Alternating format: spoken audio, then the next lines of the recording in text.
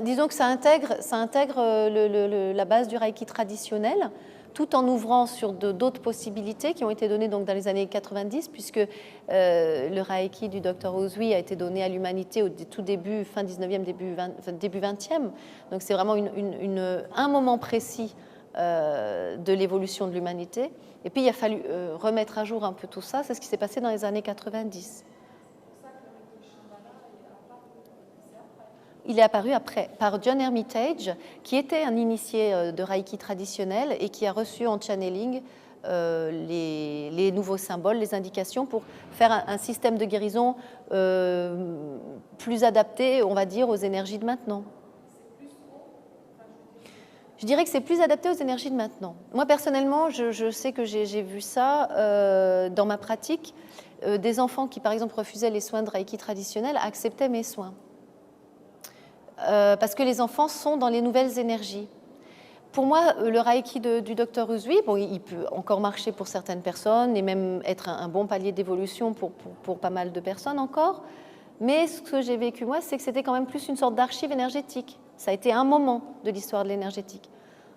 Et qui a été maintenant intégré, enfin le Shambhala l'intègre totalement, et puis la différence que j'ai perçue aussi, mais là je vous parle de mon expérience parce que je ne peux pas en faire une règle générale. Il y a tellement de praticiens, de personnes que je ne connais pas peut-être, qui travaillent avec ça et qui me diront d'autres choses, mais moi je vous parle de ce que moi j'ai vécu et de ce que je transmets, de ce que j'ai vu quand même de manière récurrente. Le Shambhala a été indexé pour évoluer avec les énergies de la planète. Et d'ailleurs moi qui suis une praticienne Shambhala, je ne cesse de faire évoluer ma pratique en permanence. La plupart des praticiens Reiki que j'ai rencontrés étaient très choqués de mes pratiques et disaient le Reiki c'est comme ça, c'est pas autrement. Bon. Donc c'était un petit peu, à mes yeux, quelque chose qui s'était fermé à un moment sur une pratique, sur une méthode, on va dire, bon, qui est tout à fait respectable en soi. Hein, mais j'ai remarqué ça.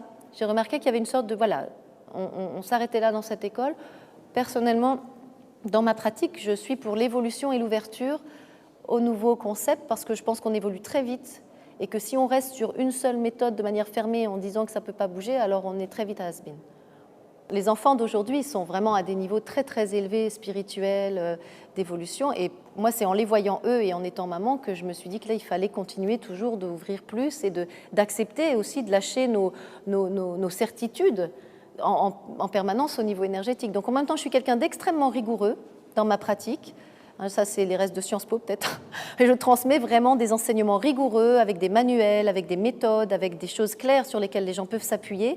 Et en même temps, je suis toujours dans cette espèce d'instant présent où j'accepte que quand je donne un soin, où il y ait des choses qui se passent que je ne connais pas.